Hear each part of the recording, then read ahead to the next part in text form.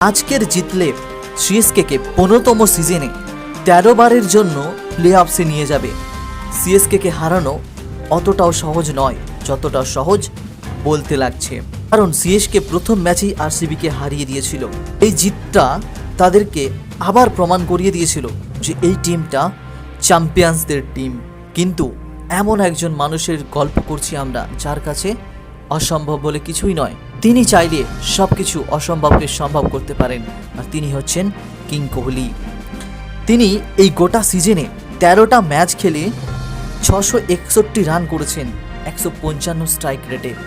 তাই আজকের ম্যাচ হতে চলেছে খুবই গুরুত্বপূর্ণ। আর আজকের ম্যাচে ফ্যান্সদের ধৈর্যের পরীক্ষা হতে চলেছে। একদিকে থাকছে সিএসকে ফ্যান, ধোনির ফ্যান, আরেকদিকে থাকছে আরসিবি ফ্যান এবং বিরাট কোহলি ফ্যান।